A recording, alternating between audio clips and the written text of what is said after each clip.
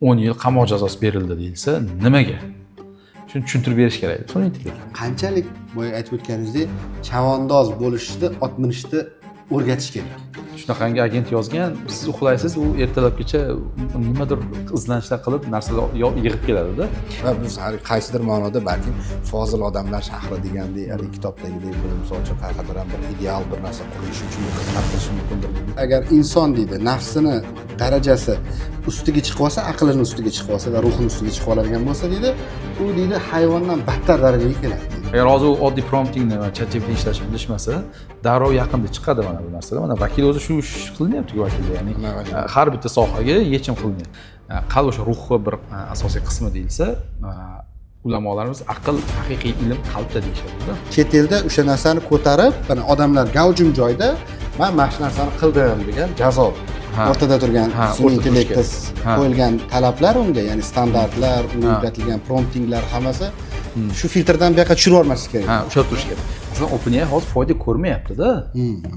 Nimaga ishlayapti unda desangiz, ma'lumot yig'yapti. Assalomu alaykum, Jumabek. Salomatmisiz?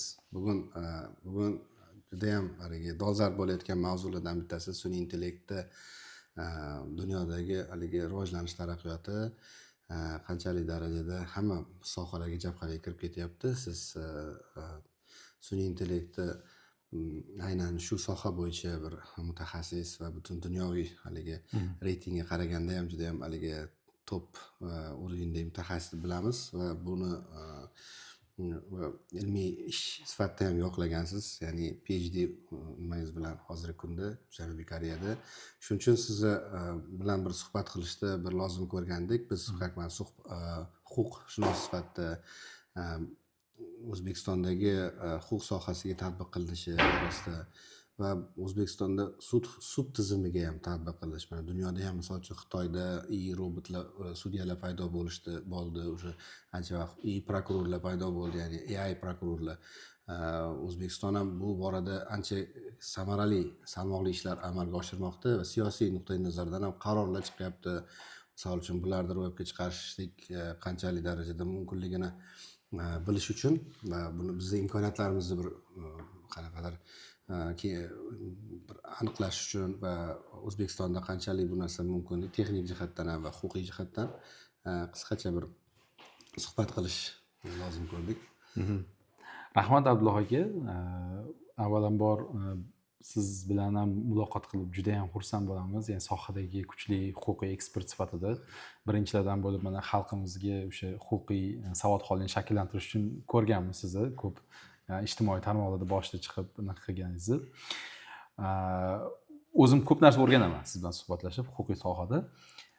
Sun'iy intellektga keladigan bo'lsak, sun'iy intellekt hozir dunyoda ko'pchilik o'sha boshida o'ylashganda judgment, ya'ni o'sha oq qorani ajratadigan narsa sifatida ko'rishganda, lekin bu sal sekin davom etdi. Nima qilishdi? Aksincha o'sha ya'ni sudlarning ichida emas, sudlarning atrofida yurdi sun'iy intellekt. Masalan, boshida birinchisi nima bo'ldi desak, chatbotlar, ya'ni huquqiy chatbotlar chiqib ketdi, o'sha savollarga javob beradigan. Keyingisi nima bo'ldi? O'sha hujjatlarni aniqlaydigan, qanaqa masalan kelgan hujjatlar biz ba'zi ishlar qilganmiz, bu invoice-mi oddiy yoki bir huquqiy kontraktmi, nima bu degan narsani sun'iy intellekt aniqlaydi. Shunaqa ishlar bo'ldi. Tushuntirib beradi uni, nima borligini so'z bilan. Keyin o'sha ya'ni xulosalash, administrativ ishlarni qilish bo'ldi. Ikkinchi daraja bo'ldi. O'sha sudlarga yaqinlashyapti sekin-sekin. Birinchisi chatbotlar, ikkinchisi o'sha xulosalar berish, huquqiy hujjatlarni ya'ni u yoqqa bu yoqqa jo'natib turish, routing deyiladi.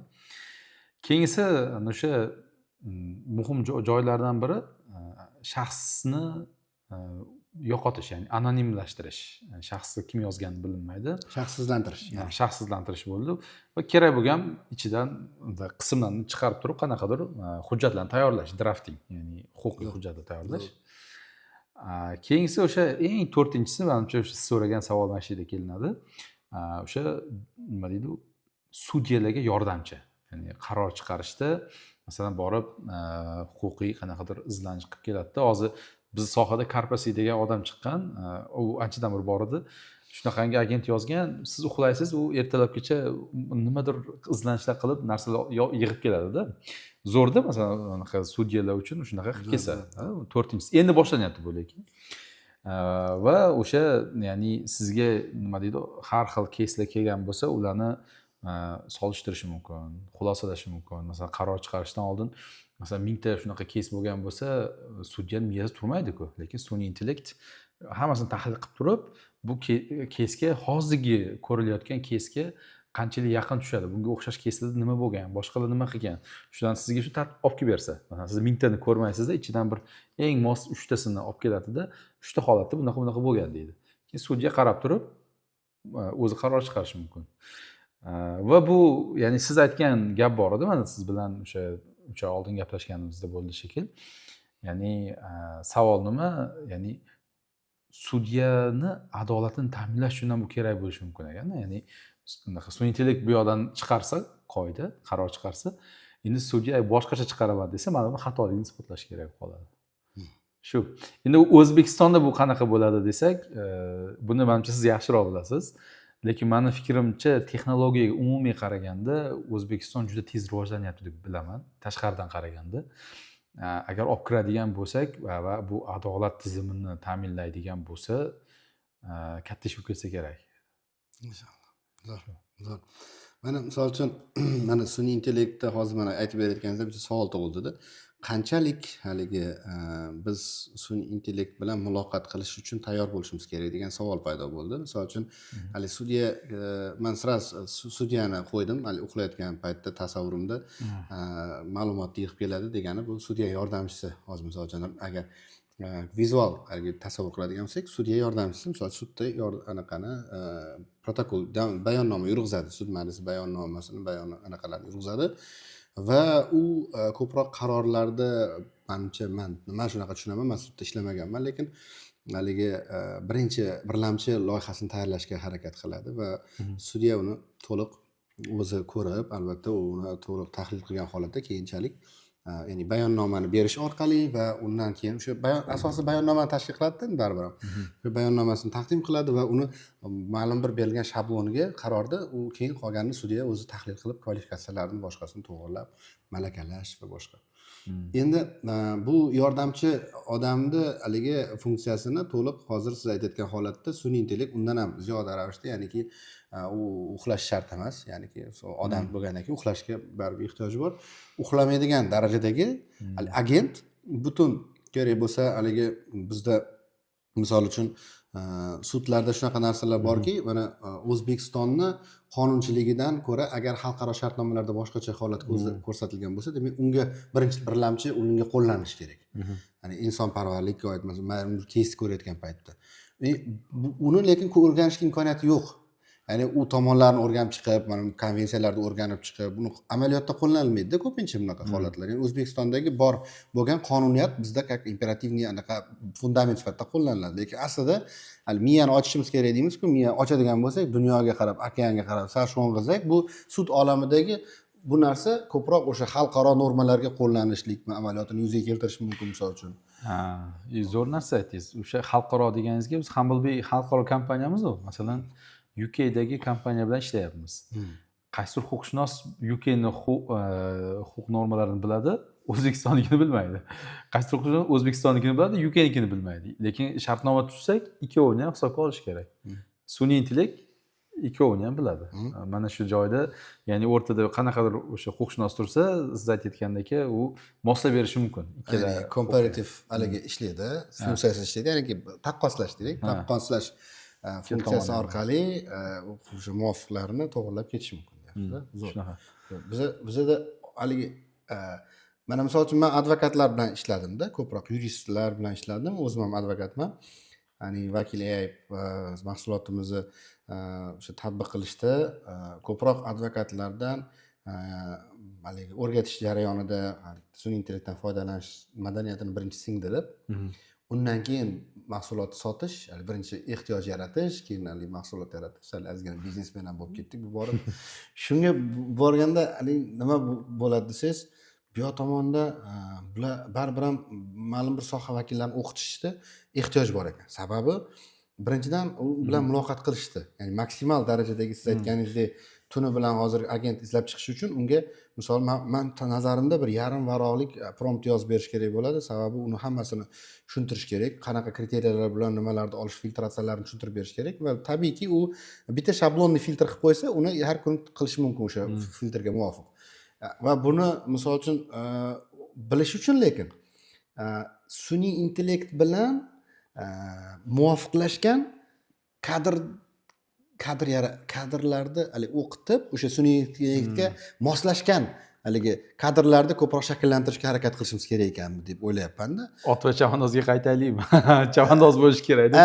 Huquqshunosda ham. Ya'ni haligi aytgan bu narsani hozir misol uchun menimcha salgina qisqacha tushuntirib berib ketsangiz ma'qulroq bo'ladi.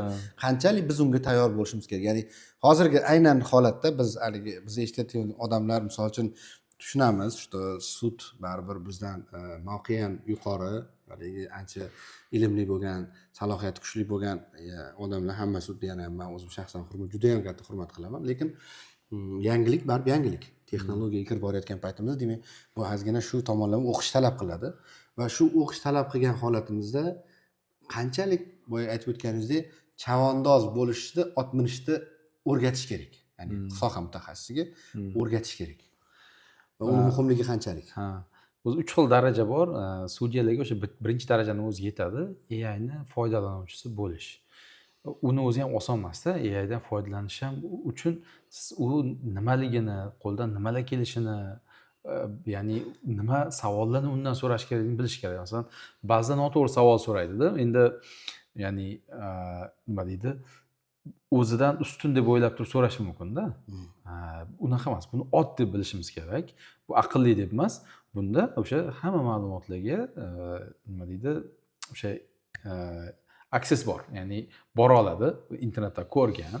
Masalan, boya aytdik-ku, UK bilan O'zbekiston huquqini biladi ikkovini ham-da, chunki o'qigan, o'rgatilgan shunaqa qilib. Mana shu to'g'ri savol so'rab turib, ya'ni buni tushunib olish kerak sun'iy intellekt nimaligini. Bo'lmasa o'sha huquq sohasida biz o'sha LLM haqida nima deydi, tekst modellar haqida gaplashyapmiz. Bilib olishimiz kerak bo'lgan narsa, biz bundan so'ragan narsamizni beradi. Ya'ni bu shunchaki ma'lumotlar bazasi deb tushunish kerak-da. Qanaqadir savol so'rasak chiqadi. Masalan, prompting o'zi nima deganini bilsa, ko'pgina narsa bor-da. Qisqartirishda uni, masalan, so'rasak hammasiga javob berish mumkin, ya'ni. Lekin ko'proq narsa yozib, detalli nimadirlar aytsak, bu anaqa qisqartirib turib bizga kerakliroq bo'lgan narsani beradi. Shu eng oddiy anaqasi, nima deydi, eng oddiy tushuntirish beradigan bo'lsak, bundan qanaqa foydalanish va bu nimaligini bilish kerak. Bu shunchaki ot. Buni gapiga ishonib qolish ham asli xato. Asli unaqa tizimdan ham qilsa bo'ladi, lekin hozircha biz sudyalarimizga kerak bo'lgan narsa to'g'ri savol qo'yib turib, to'g'ri olib olish. Masalan, ma'lumotlarni tahlil qilish keyingi masala. Hozir ChatGPT o'zidan anchagina foydalansa bo'ladi-da. Masalan, LLM model shuni so'rasangiz, ancha narsa olib chiqsa bo'ladi. Keyin buni ustiga quriladigan modellar bor. Ularni ham o'zi o'rgatish kerak. Masalan, aytaylik, 20 mingta hujjatni shuni yuklaysizda, prompt yozasiz. Mana bu narsa menga qiziq, shuni topib bergin desangiz, boya aytganingizdek 20 mingtaga borib turib olib keladi. Endi savol chiqadi, masalan, ba'zi hujjat katta bo'lishi mumkin modelni naqasidan, nima deydi, sig'imidan. Unda nima bo'ladi desa, unda birinchi bo'ladi, uni ya'ni mana katta hujjat bo'lib tashlaydi-da, ularni alohida nima deydi, summarize qiladi. Summarize degani o'sha xulosalaydi, vektorga almashtiradi. Vektorlarga almashtiradi. Bir necha vektorlar bo'ldi, keyin ularga savol beradi. Uni berganda kerakli joydan chiqdi-da, endi bu vektori qaytab orqaga chiqib turib, yana buni ichidan ishlash kerak bo'ladi. Bu nima demoqchiman? Mana shu qanaqa ishlayotganini ozgina tushunish kerak. Sun'iy intellekt emas. Mana shunaqa sun'iy intellekt servisda qiladigan bo'lsak, qanaqa ishlayotganini tushunish kerak. Mana shu joyi bor. Ya'ni aytmoqchisizki, haligi foydalana bilish uchun. Haligi men shunaqa tushundimki, hozir o'zingizni mana ot deyapsiz. Ot bugungi kunda mashina, to'g'rimi? Mashinani haydashni birinchi instruktor bilan o'rganamiz-ku, hammamiz, to'g'rimi? Mashina haydashni o'rgangan paytimizda uni haligi manevrlarini, chapga, o'ngga, boshqasini hamma tomonlama bilib olganimizdan keyin keyin mahallada haydaymiz yoki bo'lmasa birinchi haligi anaqa joylarda haydaymiz, o'zini maxsus joylarida. Undan keyin shaharga sekin chiqamiz. Undan keyin Yevropaga borib kelish kerak bo'lsa, mashinada borib kelaveramiz, to'g'rimi? Haligi mashinadan foydalanishda bazaviy qoidasini o'rganishimiz kerak. Ya'niki sun'iy intellektni uni qanaqa modelda ishlaydi o'zi, hali savollarni berishda ham shuni bilganimizdan keyin osonlashadi-da, chunki ichidagi nimasini. Bazaviy kursda, demak, sudlar uchun ham, butun huquq sohasi mutaxassislari uchun bazaviy kursni o'rganish ahamiyati bor ekanda, demak, ularda ilmni topib. Hozir prompting deyilayotgan kurslar kerak. Ya'ni u hammaga kerak aslida. Hozir masalan yangi 0 odamlarga o'rgatilyapti-da, u yosh studentlarga. Aslida uni kasb ichida ishlayotganlarga o'rgatilishi kerak. Huquqshunoslargadir, buxgalterlargadir. Ana o'shalar aslida ya'ni darrovda natija olamiz-da, u o'rgansa. Shu, ya'ni oddiy promptingdan boshlansa, keyin haligi nima deydi, LLMlarni, ya'ni til modellarini ustiga qurilgan yangi dasturlar chiqadi, sun'iy intellekt dasturlari. O'shani tushunishda oson bo'ladi-da. Agar hozir u oddiy promptingni va ChatGPT ishlashni bilishmasa, darrov yaqinda chiqadi mana bu narsalar. Mana vakil o'zi shu ish qilinyapti-ku vakilda, ya'ni har bitta sohaga yechim qilinyapti. Buni ishlatish uchun oldin mana prompt yozishni bilishgan odamlarga ancha oson bo'ladi buni vakilda ham ishlatish. Bo'ldi. Tayyor turish kerak demoqchiman. Ya'ni boshlanishi siz aytgandek bazaviy hech yo'q o'sha prompt yozishni bilish kerak. Zo'r. Va vaholanki o'sha siz aytganingizdek prompting qilsangiz, butun dunyodagi ma'lumotlarni aynan sizga kerakli bo'lgan qismini, mag'zini, qaymog'ini sizga yetkazib beradi va bu tabiiyki siz so'ragan narsani beradi. Ya'ni gallyutsinatsiya qilish ehtimolini keskin kamaytiradi, ya'ni prompt trainingning asosida. To'g'ri savol qo'ya olsangiz. Tushunarli. Endi misol uchun hozir bitta gapda aytib o'tildi, sudda misol uchun men siz aytayotgan model bu Xitoyda qo'llanilayotgan narsa ekan. Hozir Xitoyda butun o'zi Xitoy model qanaqa qo'llanyapti? Mana O'zbekiston ham bugungi kunda sun'iy intellekt sudda tatbiq qilish bo'yicha normativ hujjatlar qabul qilinyapti va bunga davlat tomonidan juda qattiq e'tibor berilyapti va u haligi nimada. Va bunda asosiy narsa mana birinchi talablar. Birinchidan o'zi Xitoy mavzusiga sal keyinroq to'xtalsakda, birinchi bo'lib talablar. Ya'ni bu qanaqa qilib biz qaysi talablarga muvofiq bo'lish kerak o'zi sun'iy intellekt. Ya'ni biz buni tushunishimiz kerakki, misol uchun mana yurist sifatida men o'zim uchun qo'llaniladiganimga unaqangi keskin talablar qo'ymasligim mumkin, chunki o'zim faqat foydalanaman va uni jamiyatga mendan bu modelda unaqa katta xavf yo'q. Ya'ni bu shaxsiy meni o'zimga foydalanadigan qilib qo'ydim. Hozir ChatGPTda qilib qo'ysam bo'ladi, misol uchun. Deylik, meni hali jamiyatga buni tatbiq etiladigan model emas. Bu xavf yo'q. Chunki men o'zimman. O'zi tahlil qilasiz undan. Chiqargan narsani olib ketib, qayergadir tatbiq qilmaysiz. Shunaqa. Ko'rib chiqasiz. Ya'ni o'zimniki bu, individual men uchun. Xo'p, hali uni qo'llamaslik ham mumkin-da, misol uchun. Lekin sudlar uchun bu sud davlatda juda haligi 3 ta nimasidan bitta tizim, juda haligi nima deydi? Hokimiyat, sud hokimiyati, katta hokimiyat. Endi bu hokimiyat, odil sudlov bu muhim nima. Va bu sud tizimida sun'iy intellektni qabul qilinishi uchun men huquqshunos sifatida aytishim mumkin. Mana birinchi bo'lib Yevropa ittifoqida bu narsa juda ham rivojlandi bugungi kunda. Va ularda Yevropa ittifoqini KEPICH degan anaqadan ishlab chiqilgan Европейский etika xartiyasi qabul qilingan va bunda birinchi Yevropani matni aynan shu narsa bo'yicha va sud tizimlari uchun etik, ya'ni axloqiy desak menimcha to'g'riroq bo'ladi. Shu agar tarjimasini etika desak hammamiz tushunamiz. Etika qoidalari qabul qilishda sudyalar qaysi narsalarga sudebniy etika deymiz-ku, misol uchun sudebniy etikadan kelib chiqqan holatda endi haligi sun'iy intellektni foydalanishini qoidalarini o'rnatib beradi. Bu yerda juda ham katta nima yozilgan, qoidalar yozilgan, nimalarga e'tibor berishligini o'sha sun'iy intellektdan foydalanayotgan paytda. To'g'ri, siz hozir bitta skills to'g'risida gapirib o'tdingiz promptingda, misol uchun mashina haydashni o'rgan. Endi mashina haydagan paytimizda deylik, haligi qoidalar bor-ku, haligi mashina haydash bo'yicha uchun PDD, правила дорожный yo'l harakati xavfsizligi qoidalariga rioya qilishlikda misol uchun haligi nimasi bor. O'sha xartiya shuni belgilab beryapti. Sudyalar etika qoidalarida bu sun'iy intellekt olami va eng asosiy fundamental huquqlarni hurmat qilish asosiy prinsiplar. Diskriminatsiya degan narsa bu ko'proq tabaqalash, haligi kimgadir ko'proq afzal huquqlar berish nuqtai nazaridan uni taqiqlash masalasi jiddiy qo'yilgan bu narsalar. Sifati, ya'ni ma'lumotlar bazasini sifati va uni xavfsizligi muhim. Juda o'ta muhim narsa. Haligi aytib o'tgandek, bitta ishda chet elda Angliyada bitta odamni haligi advokatni bergan кейsi noto'g'ri bo'lib chiqqan, oldingi ishimiz prezidentning pravo deganda $5000 jarima solingan keyin sudya. Ana shu narsa bunga aynan shu narsaga muhim. Agar u ham o'tkazib yuborganda kачествосini, безопасностini tomonidan bu narsa nima bo'lardi? Ya'ni bu yerda rioya qilingan sudya tomonidan va boshqa nimalar, hali xolisligi, keyin boshqa qoidalar belgilangan. Ikkinchi bu yerda 3 tizimlik standart yo'lga qo'yilgan. Ya'ni reglament bor, o'sha tartib, Yevropa ittifoqining tartibi bor. Sun'iy intellekt bo'yicha aynan majburiyat yuklovchi standart. Bu haligi standartlar bor-ku, sifatga oid bo'lgan standartlar, misol uchun kiberxavfsizlik standartlari bor. Unaqa standartlar dunyoda tan olingan.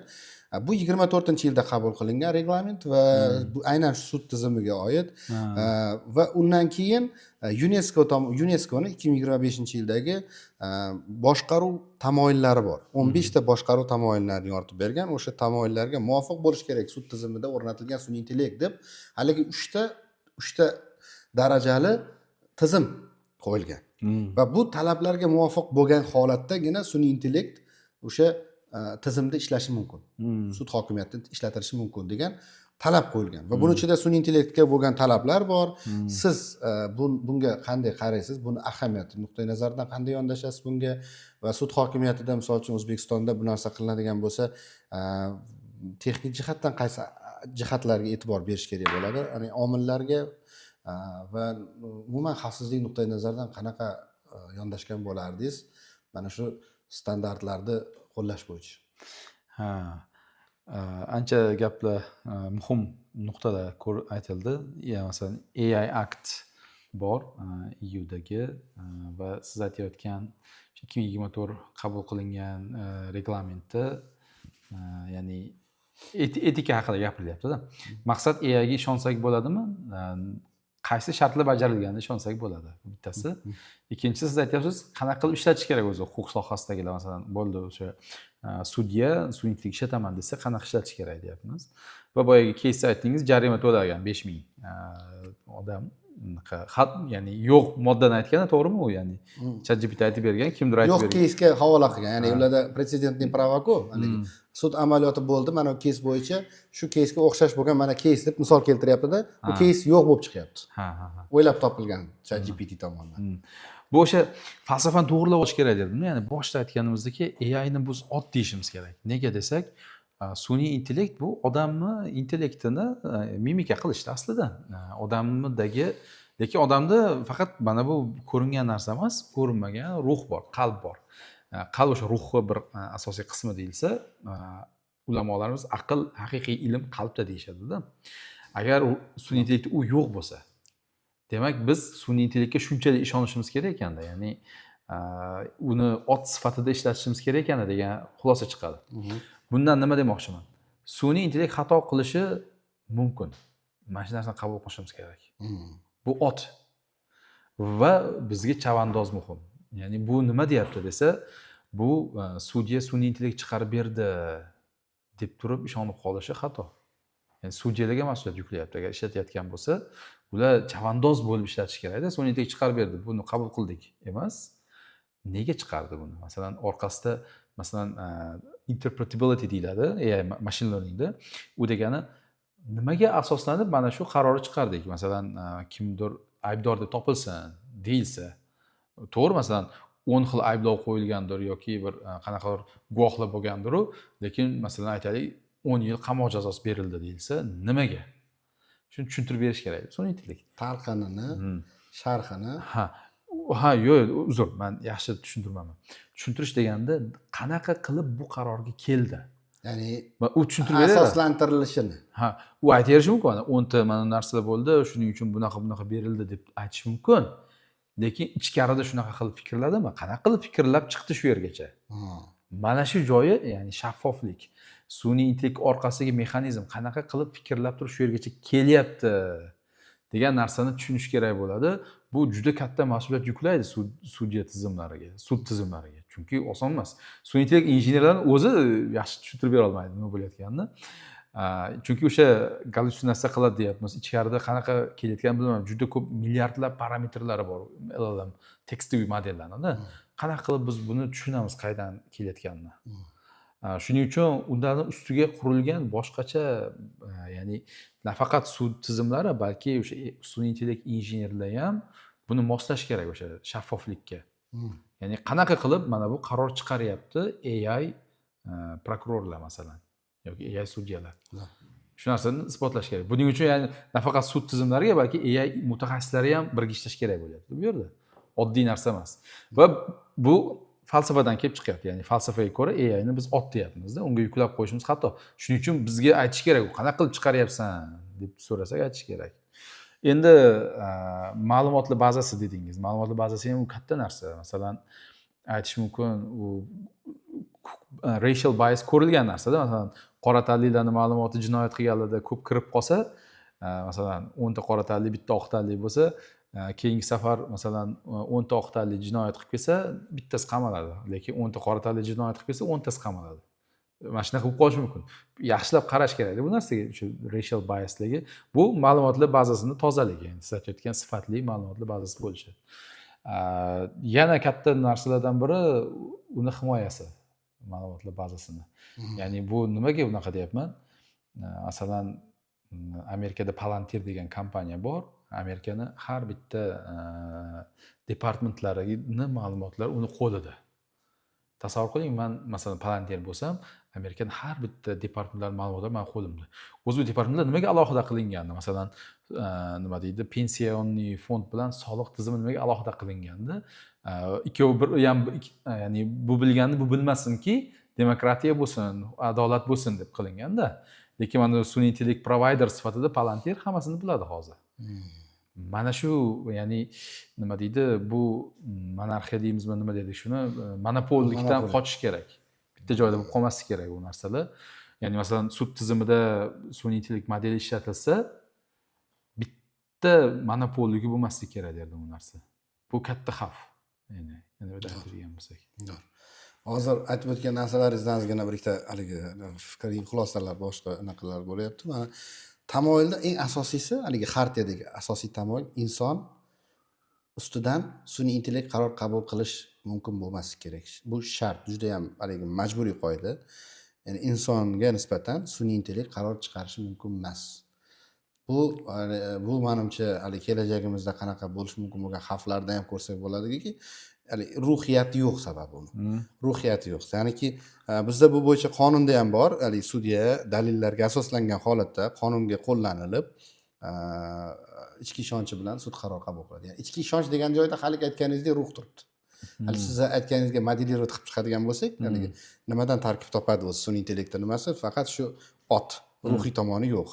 Ana shu ruhiy tomoni baribir qonunda haligi modda sifatida ham kiritib ketgan, qoidada bor va buni mana shu prinsiplarda Yevropa xartiyasida ham, etika xartiyasida ham bu narsalar kiritilganki, inobatga olingan deb o'ylayman. Chunki inson oxirgi yakuniy qaror qabul qiladigan odam bo'lish kerak baribir. Inson omili bo'lishi shart oxirgidagi.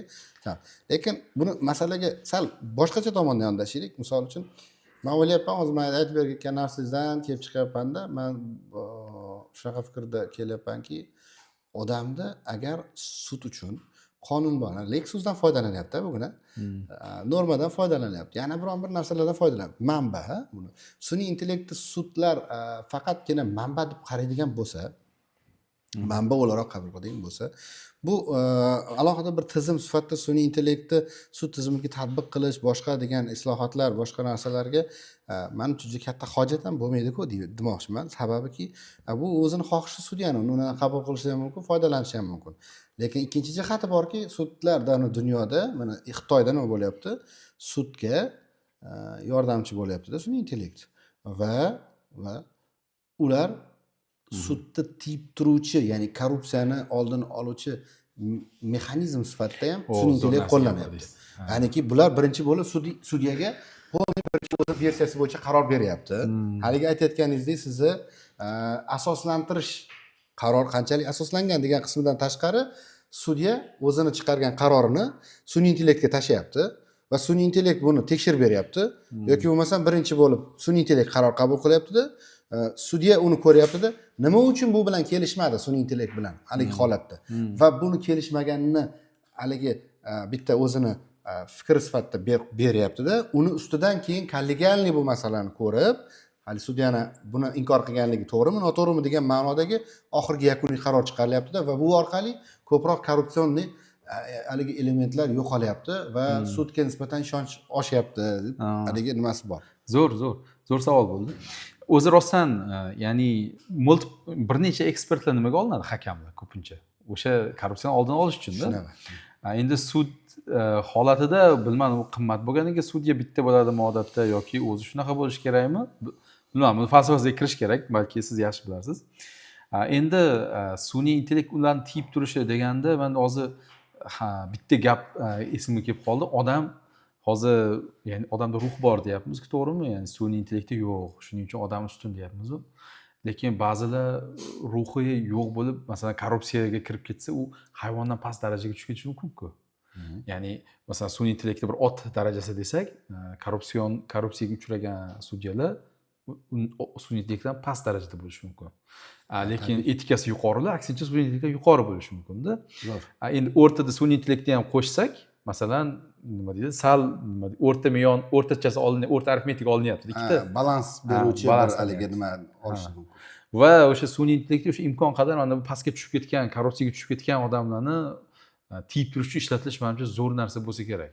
Chunki haqiqatda biz odammiz, biz aytyapmiz, Yevropa aytyaptiki, bu narsa muhim. Menimcha shu turkiylarning qadriyati mana shu yerda ish beradi deb o'ylayman. Yevropani fikrlashi bo'yicha odam ustun deyapti-da sun'iy intellektdan doim. Lekin ba'zi sun'iy intellekt ham ustun bo'lishi mumkin-ku. Agar sudya boyagidagi nafsiga berilgan sudya bo'lsa. Masalan, bizda nafs darajalari bor deyiladi-ku. Odatda yomonlikka buyuradi, lekin ishlov berilsa yaxshilanib ketadi deyiladi. Shunaqa bo'ladigan bo'lsa, unda sun'iy intellekt o'shani aniqlaydigan qilish muhim narsa ekan. Ya'ni siz aytmoqchi bo'lganingiz, men haligi bitta o'zim mana qanday aytmoqchimanki, bu umuman sudlarga aloqador emas. Meni gapirayotgan talqinim, ya'ni butun odamga bo'lgan haligi nimamiz bor. Odam borki, odamlarning naqshidir, odam borki, hayvondan yaxshidir. Nimadan kelib chiqadi bu narsa? Hali aytganingizdek, nafsdan deb o'ylayman men. Chunki yagona bir inson aql va ruh bilan hayvondan farqlanganligi sababli nafsi bilan hamisha haligi aqli treniyada haligi bir-biri bilan bahslashib yurgani boisidan u ertaga misol uchun mana shu tomonlama u mukammal bo'lishini taqozo qiladi. Haligi ruhiyati bilan yengib chiqish kerak misol uchun, shu to'g'ri bo'lishligi uchun deylik, misol uchun shunaqa holatda endi. Haligi hayvonga aql berilmagandan keyin va unda ruhiyati bo'lmagandan keyin u faqatgina instinktlar bilan yashaydi va u uchun misol uchun buni muammo nimasi yo'q. Lekin agar deydi, hayvon agar inson deydi, nafsini darajasi ustiga chiqib olsa, aqlini ustiga chiqib olsa va ruhini ustiga chiqib oladigan bo'lsa deydi, u deydi hayvondan battar darajaga keladi deydi. Ya'ni undan ko'ra yomon hayvonda u. Aqlli hayvon. Ya'niki hali shu aytmoqchi bo'lganingizdek, ya'ni tartibga solish mexanizmini sifatida buni qo'ysak, misol uchun deylik, misol uchun sudda mana Xitoyda bu narsa korrupsiyaga ancha qarshi qurol sifatida ishlatilganda, misol uchun sud tizimida men o'ylaymanki, misol uchun O'zbekistonda haligi aytdim, Turkiy ko'proq haligi millatli davlatlar dedik. O'zbekistonda ko'proq mental xususiyatlardan kelib chiqqan holatda va misol uchun baribir ham tagimizdagi madaniy milliy qadriyatimizdan kelib chiqqan holatda odamlarni ichini holatini hisobga olib boshqa qilib adolatli qaror qabul qilishiga haligi insoniylikdan chiqib ketmagan demoqchiman. Ya'niki sudda baribir shu insoniylik omilini hisobga olishga harakat qiladi. Lekin qonunda shunaqa amaliyotda narsa borki, ba'zida qonundan chetga chiqib keta olmasligimiz uchun haligi joyda ko'rib turibmiz. Amerikada roliklarda ko'ramizku, misol uchun nimaga tezlikni oshirib yubordingiz deydi-ku. Tezlikni oshirib yubordingiz deydi.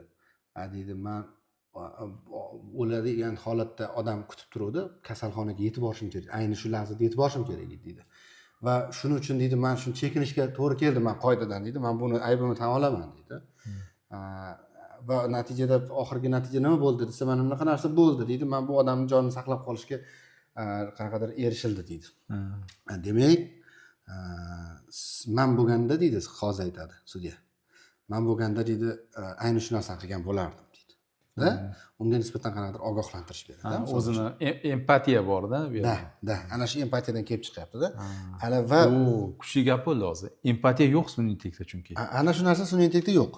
Misol uchun bu narsalarga o'zi dunyoda qanaqa, mana shu ayni hozir nuqtani tushundik-ku, bir nuqtani.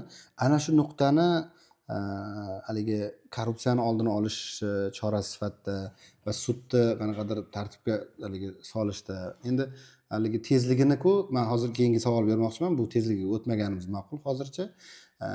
Bu aynan shu omilda texnikani imkoniyatlari qanchalik? Ya'niki boshqa davlatlarda qanaqa standartlar asosida qo'yilgan, ya'ni qanaqadir ketma-ketlikdagi algoritmlar qo'yilganmi u sudlarda?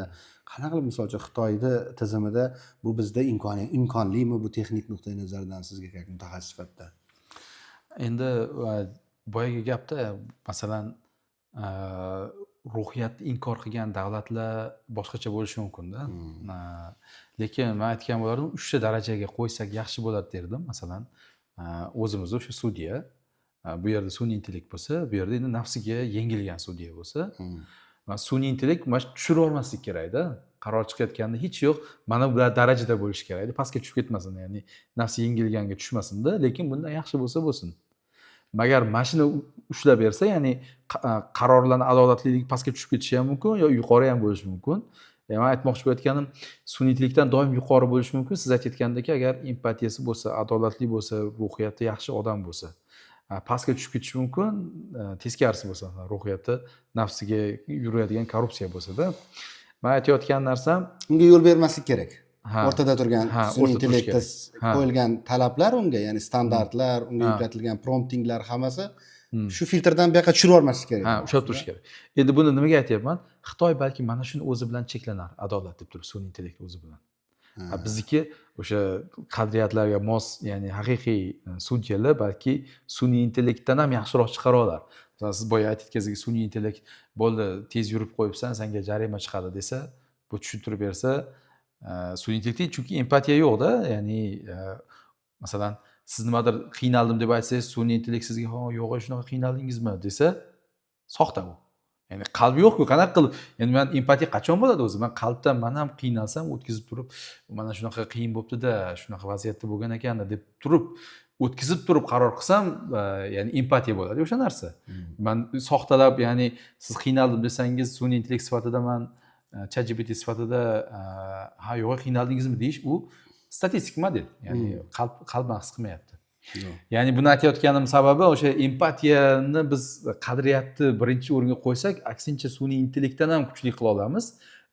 Bu lekin mana bu pastga tushib ketishni oldini oladi sun'iy intellekt. Endi tezlik sifatida aytyapsiz, tezlik sifatida albatta mana bu odamga masalan hamma ma'lumotlarni yig'ib kelib, xulosalab turib berishi kerak sun'iy intellekt. Chunki u ot deyapmiz.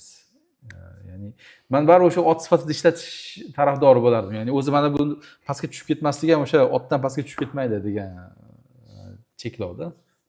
Ma'lum bir ma'nodagi, ya'ni masshtabda oladigan bo'lsak, mana misol uchun otni, ali chavandozda men tasavvurimda bitta odamni bitta ot minishini tasavvur qildimda. Lekin butun ali qanaqadir deylik, misol uchun ot bilan ali otlarda ali nima deymiz ularda, ot ali otliqlar ali tasavvur qilaylik, butun otliqlar haligi harbiy otliqlar bo'lgan qoldimda. Misol uchun otliqlar bilan suvoriylar deymizmi? Suvoriylar deydi-da.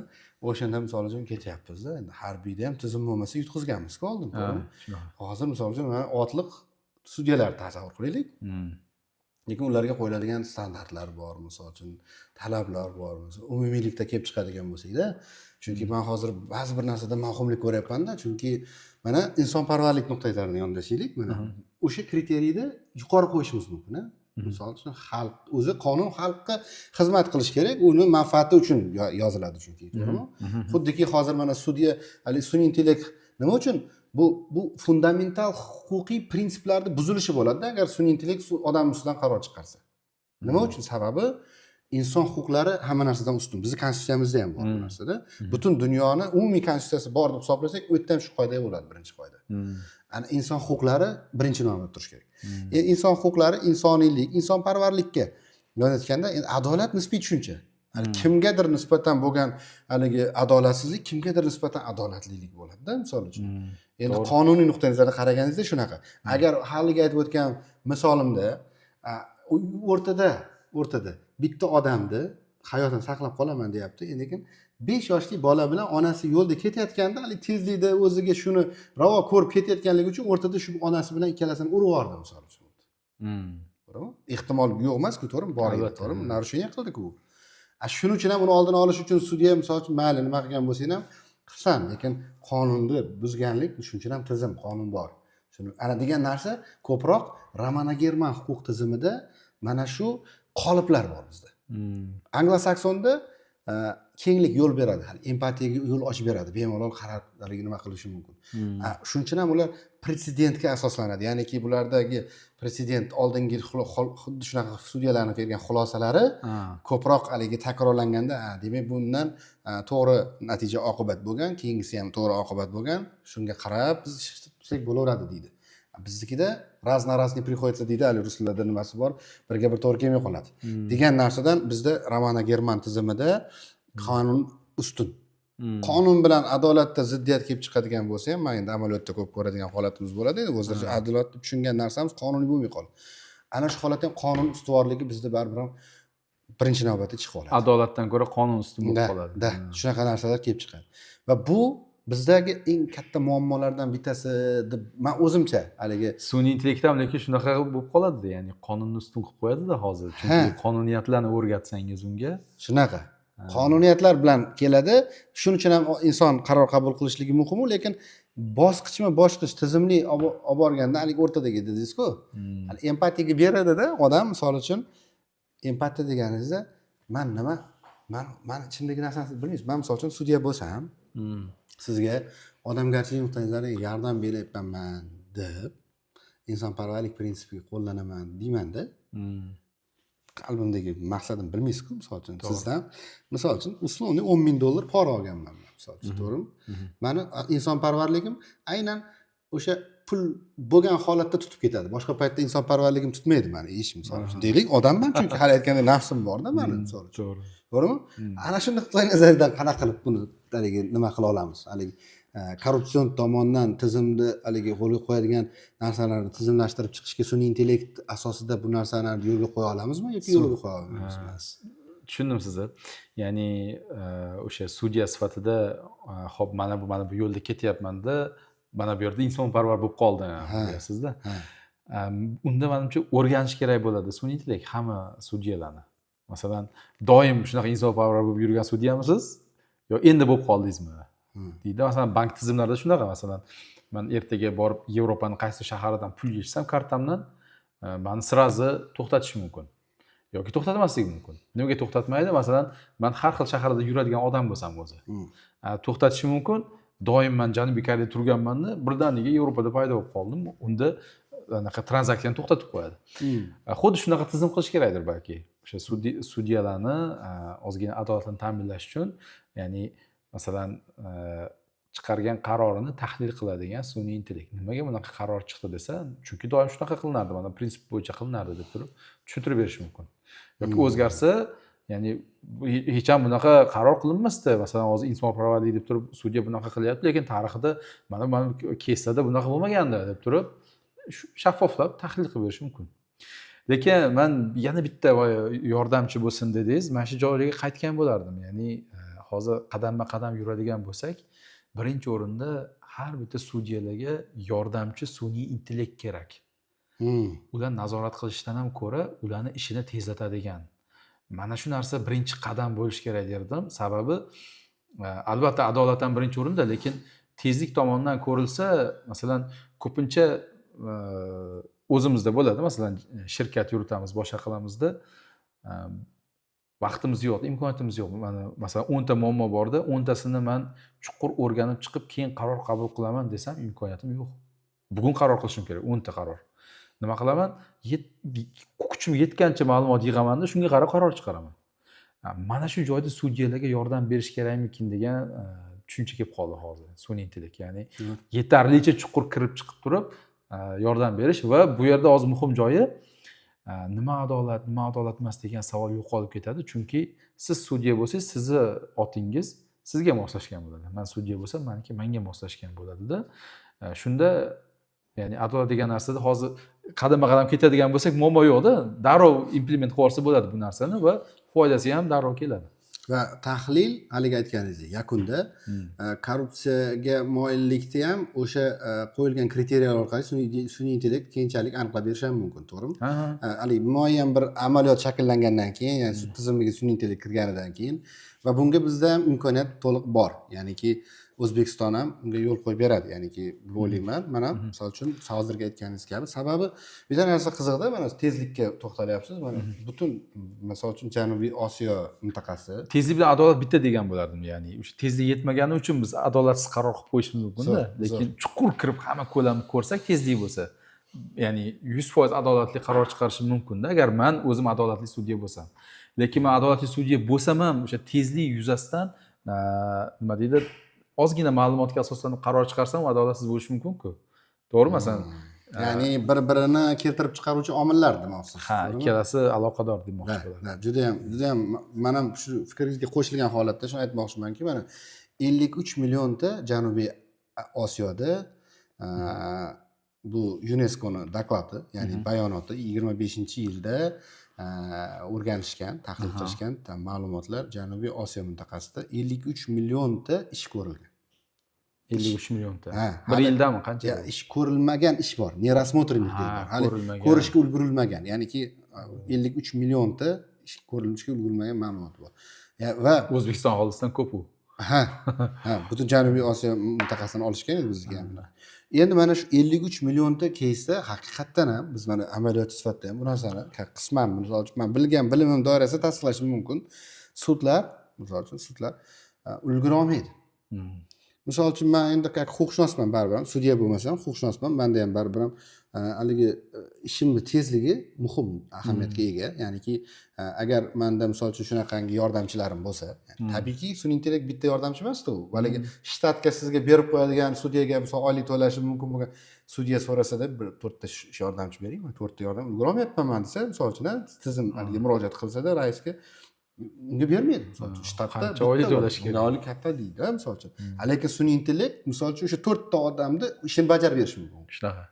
Endi shu 4 ta odamni ishini bajarib beryapti, ya'ni u o'qigan shunga, misol uchun va sudya o'qigandan keyin hali promptingga o'qigan, boshqasiga o'qigan va biladi, tushunadi va tez bajarishi mumkin. Men shaxsan o'zim misol uchun bemalol ayta olaman, meni ishchanlik samaradorligim 3-5 darajaga hozir oshgan sun'iy intellekt bilan foydalangandan keyin o'zimda kuzatuvim, shaxsiy kuzatuvim, ya'ni tashqaridan balkim baho berganda boshqacha baho beradi. Ko'pchilik shunaqa deydi, boshqa sohadagilar ham. Ha, shunaqada bir 3-5 barobarga oshdi deb o'ylayman va bu ham yetmayapti. Nimagadir tezligimiz sababi ulgurishimiz kerak, ko'p haligi qiladigan ishlarimiz, yashaydigan hayotimizdan ko'p deymiz. Ana 300% ga Amerikada, uzr so'rayman, Argentinada II Prometey, hali Prometey degan sun'iy intellekt bor. Argentinada 300% ga samaradorligini oshirgan sudyalardi. 3 barobar. Ha, 3 barobarga oshirgan. Ya'ni bu tasdiqlangan ma'lumotlar va buni haligi aytgandek to'g'ri chig'iriqlarga, to'g'ri standartlarga va hali misol uchun Yevropa ittifoqini qoidalari bor, bundan tashqari boshqa standartlar ham bor misol uchun. Ana shu standartlarga muvofiq bo'lgan, hozir siz aytganingizdek, muhim jihatiga hali yetib kelmadik. Biz buni sun'iy intellektda ma'lumotlarda haligi ayg'oqchilik qilish masalasi deylik. Chunki men o'ylaymanki, bu ham bir muhim jihati, agar bizni ma'lumotlar bazamiz suddagi to'liq ma'lumotlar bazamiz deylikki, sun'iy intellekt asosida, misol uchun boshqa biron bir davlatda ularda strategik nuqtai nazardan haligi bizga nisbatan bo'lgan g'arazli qanaqadir davlatimizga nisbatan bo'lgan g'arazli niyatidan, misol uchun tahliliy jihatdan mana sun'iy intellektga katta shunaqa sun'iy intellekt nimalari bor hozir o'zingiz ham aytib o'tdingiz boyagi tahliliy nuqtai nazardan nomini esimda saqlab qololmadim. Shular misol uchun to'liq shakllantirib sizga nisbatan to'liq haligi sud tizimingizga va sud tizimi tabiiyki odamlarni hayotiy haligi nimasini to'liq qamrab oladi o'ziga hammasi. Qanchalik adolat bor, qanchalik bularga investitsiya kiritish mumkin O'zbekistonga misol uchun. Chunki birinchi omillardan bittasi deb bilaman men sud tizimidan adolatlilik bo'lishi sababi mulkiy huquqingiz ta'minlangan bo'lsagina siz chet elga kirasizda shu narsani ta'minlash bor ekan huquqi deysiz. Shunaqa. Bu yerda o'zi sizda hamma daniylar bor. Manipulyatsiya qilish mumkin, to'g'rimi bu ma'lumotlar bilan? Va buni xavfsizlik nuqtai nazariga ma'lumotlarni bazasini xavfsizlik nuqtai nazarida qanaqa talablarga javob berish kerak deb o'ylaysiz? Mana O'zbekistonda agar sun'iy intellekt tatbiq etilsa sud tizimiga. Ha, tushundim sizni. Hozir mana Prometey deganingizga men qaradim. 1000 ta o'sha huquqiy fayllarni 7 kunda ko'rib chiqibdi. Agar busiz oldin 83 kunda ko'rilar ekan o'sha. Ya'ni tezlik tomonidan aytyapman-da. 7 kun 83 kunni o'rniga 10 barobardan ko'pda u uni ko'rib chiqilishda. Va yana oddiy narsa o'sha yozilishda menga boshida aytganingiz, ya'ni sud tizimida ko'pincha odamlar vaqti o'tib ketib qoladi, shaklda xato bo'lgani uchun. O'sha yozilishda o'sha Prometey degan deyilgan yechim 99% xatolarni yo'qib tashlabdi. Ya'ni yozishda bo'ladigan xatolarni. Rostda o'sha insoniyat unaqa xatolarni deb yugurib u yoqdan bu yoqqa yurmasa, sudyani ham boshi og'riydi, yozgan odamni ham boshi og'riydi. Undan ko'ra sun'iy intellekt orqali qilinsa o'sha xato yo'q. Endi siz aytyapsiz, xavfsizlik nuqtai nazaridan buni aytayotganim sababi mana shunaqa yechim chiqsa va o'zimizda bo'lmasa, bunaqa katta natijani olamiz deb turib biz ishlatishga majbur bo'lib qolamiz boshqalarning otini. Ana o'shanda haqiqiy xavfsizlik yuzaga keladi. Masalan, OpenAI bitta misol. Hozir OpenAI nima qildi? Amerikaga ochib bergan. Bilasiz, u anchadan burun aytgandim, buni hozir rasmiy qilib qo'yishdi. Oldin ochilgandi bu narsa. Harbiy anaqasiga ochiq bo'lib hamkorlikni yo'lga qo'yishdi. Hozir misol uchun polni strategik baza to'plab berish vazifasi bor hozir. Ha, ularga baza kerakda, bunaqa kerak emas. Va bu ham bundan ham ko'ra ekonomik tomoni ham bor. Masalan, OpenAI hozir mani o'rganyapti. Masalan, insonda eng katta kapital, ya'ni xavfsizlik, bu ham xavfsizlik ham ekonomik bir vaqtda. Masalan, men OpenAI ishlatsam, ular ahmoq emas-da. Xo'p, mana Jumabek qiymatli odam ekan yoki mana Abdulloh aka qiymatli odam ekan. Nima bularni qiymatli qilyapti deydi-da. Sizni kuzatib yuradi. 2 yil kuzatadimi, bir 5 yil kuzatadimi? Undan keyin bo'ldi mana Abdulloh akani AI oti. Kim minadi shu otda deb turib sotishi mumkin. Va siz hech nima deya olmaysiz bunga. Bu kerak bo'lsa konsentlarida yozib qo'ygandir. Balki qo'shib qo'yar. Oldin yozmagan bo'lsa, mana sizning ma'lumotlaringizni biz shunaqa ishlatishimiz mumkin deb turibdi. Oldin shunaqa edi. Boshi yangi chiqqanda OpenAI aytgandi, sizlarning ma'lumotinglar model trening qilishga ishlatilmaydi degandi. 2 yilmi oldin olib tashladi uni. To есть men tushunishim bo'yicha stack haligi shaklga keltiradigan bo'lsak, misol uchun fleshka deylik, haligi men немножко sal fantaziyaga ketib qolamanda ozgina, chunki haligi bitta filmda ko'rganimizda odamda orqasiga stek qo'yapti-da. Boshqa bir mukammal bo'lgan nisbatan haligi insoniyatda stekni tanlab olyapti, aytgandek modeli yaratilyapti sun'iy intellekt asosida, u ba'zida keyin o'sha bitta robotga, gumanoidga o'shani stek qo'yilyapti-da. Mana shu odam shu deyapti. Xullas, haligi shakli, yuzi hammasi shunga o'xshatilgan holatda, mana shu odam shu deyapti, lekin qalbi yo'q. O'shaqa stek bilan ketdi.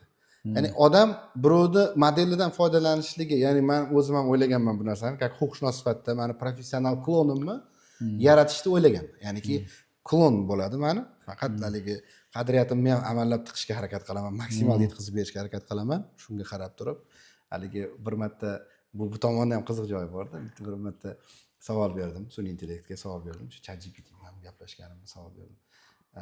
Bitta nima sovg'a berishuvdi, shokolad sovg'a qilishuvdi, uyimga bolalarimga yedirish uchun chet eldan, Belgiyadan olib kelishgan ekan. Shuni ko'rsatib, mana u narsani hali mayda yozuvdi, o'qiy olmadim, ham tushunmadim ba'zi joylarda, balki tagida hali vino qo'shganmi, likor qo'shgan bir narsa bo'lishi mumkin. Shuni bir aniqlab bergan dedim. Rasmga olib, lirik chekinishlargina. Tashladimda, haligi rasmga oldimda aniqlab bergan dedim. Bu hali kirdi, kengaytiradi, o'qidi xullas, ichida o'qib chiqdi. Mana bu so'zda tagida dedi, imенно alkogol bor degan mazmuni bor dedi. Bu yerda dedi alkogol bor dedi. Va bu dedi o'sha halollik nimasiga to'g'ri kelmaydi dedi. Uyga olib kelib qo'yganman o'sha bo'lmasa. Uyga olib kelib qo'yganman, keyin yaxshi bo'ldi dedim. Hali ham dedim sendan so'ragan ekanman mana shu narsani deb keyin tagiga yozib maqtab qo'yay dedimda, yozib qo'ysam. Haqiqatda mana personangizni olyapti-da. U hali ishlatgani yo'q. Aniq ishlatadi, qarab turadi. Ular masalan OpenAI hozir foyda ko'rmayapti-da. Nimaga ishlayapti unda desangiz, ma'lumot yig'yapti. Investitsiya qilyapti. Ya'ni bizmiz buni mahsuloti. Masalan, $20 yoki $200 arzimaydi. Aslida undan ko'p xarajat ketyapti OpenAIga, chunki mana ma'lumotlarni yig'ib olgandan keyin ishlatadi bu narsani. Masalan, Amerika bilan shuning uchun hamkorlik qilyapti davlat bilan. Va bu nimaga muhim bu narsa? Boya siz aytgan xavfsizlik nuqtai nazaridan yagona demasdim, lekin eng muhim yo'li o'zimizda mana shu sun'iy intellektga asoslangan xizmatlarni ko'paytirishimiz kerak. Ma'lumot xavfsizlik strategiya o'zimizda qolish uchun, milliy bo'lish uchun. Ya'ni sun'iy intellektni milliylashtirish kerak degan bo'lardim. Shu sud sohasida. Masalan, Chashqaridan hozir ana Prometheusga o'xshaganlar kelib ishlatishga majbur bo'lamiz, chunki masalan orqada qolib ketamiz, tayyor ot bo'lmasa. Shuning uchun o'zimiz tezroq qilaylikki, mana sudyalarimiz birovnikini ishlatib yormasin-da, o'zimiznikini ishlatsin. Lekin bu ham oson emas, chunki kadr hamma yoqda defitsit. Ya'ni bu uchun birinchidan ya'ni kadrlarni o'qitish masalasida, chunki mana hozir mana Yevropa anaqasida Yevropa ittifoqidagi ma'lumotlarga qaraganda, mana UNESCOning bergan ma'lumotida 36 mingdan ortiq xodim o'qitilibdi. Sud tizimida o'sha butun Yevropa ittifoqi davlatlari 36 mingtadan ortiq sud tizimi xodimlari deyiladi. Sudyalar va boshqa xodimlar. Va endi baza ma'lum masalasida mana sun'iy intellektlarni yarataveramiz. Misol uchun tagi OpenAIda, misol uchun baza, serverning bazasi OpenAIda turibdi-da, ustida yarataveryapmiz. Misol uchun Gemini bilan yaratyapmiz. Model milliy emas. Model milliy emas. Hali tegi men shuni salgina yoritib berishingizni so'ragan bo'lardim. Ya'niki modelda ham men tushunishim bo'yicha modelda mana misol uchun o'zimizdagi hali sud amaliyotiga moslashtirilgan narsani misol uchun to'g'rilangan model deb tushundimda men u narsani. Lekin tagidagi ma'lumotlar saqlash bazasi baribir ham birovni otini ishlatyapmiz-ku, chunki ChatGPTni ishlatyapmiz, Gemini ishlatyapmiz-da, u baribir ham ot qayerga olib boradi? Hali bazasini.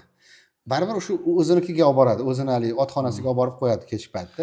O'sha otxonaga olib borib tashlagan paytida shu tashlaydigan joyimizni O'zbekistonni o'zida qilish kerak demoqchisizmi siz? Model degan shuni nazarda tutyapman. Ha, shunaqa. O'sha model o'zimizniki bo'lmasa, ikki xil sun'iy intellekt 3 xil daraja bor-da, shuni aytaylik. Birinchisi foydalanuvchilik, unda model kimiki bo'lsa o'shanga qarab ketyapti. Ikkinchisi o'sha modeldan foydalanib dastur yasash. Masalan, huquqiy sohalarda dasturlar platformada bo'lsa, lekin o'sha orqasida OpenAIni modeli turgan bo'lsa, endi o'zida ham qolyapti, OpenAIda ham qolyapti. Lekin OpenAI ahmoq emas. Masalan, mana bu kuchayib ketganda mana bu startap yo kompaniya OpenAI darrov almashtiradi uni. McKinsey'da qilyapti masalan. Konsultantlar AI ni ishlatib turib McKinsey, Boston Consulting Group'lar borda. Biznes muammolarni yechishadi. ChatGPTni ishlab turib. Endi OpenAI kiryapti o'sha biznesga. Chunki ularning ma'lumotini yig'ib bo'ldi, o'rgandi. Qanaqa ishlar qilgan konsultantlar. Do'laga kiradi endi. Yo'q, o'zi qilyapti. Biz o'zimiz qilamiz o'sha konsultingni. Bizdan olaveringlar. Shundoq bular bizni model ishlatib qilyapti, deyapti-da. Haqiqatda shunaqa. Yetarli aqlli darajasiga yetib oldik ularni. Demoqchisiz, to'g'rimi? Shunaqa. Va bu ikkinchi daraja bo'ldi. Shu dasturlar bor, orqasida o'zini modeli emas, o'sha Amerikani, Xitoy modeli turgan bo'lishi mumkin. Uchinchi daraja o'zi model ishlab chiqaradigan kadrlar, ana o'sha qimmatli kadrlar. Ya'ni o'zi OpenAI yengadigan model ishlab chiqaradi. Masalan, DeepSeek shunaqa model edi. Masalan, OpenAIga konkurent bo'lgan model Xitoyniki faqat. Falcon degan Dubaydagilar chiqargan boshida LLM. Juda yomon, ya'ni katta, masalan 10-100 barobar katta bir xil ish qilish uchun. Og'ir-u, lekin bir xil ish qilyapti. Lekin o'zinikida hech yo'q. Sekin uni yaxshilab borishaveradi. Biz ham shunaqa qilishimiz kerak va bu mana shu kadrlarga investitsiya qilish kerak.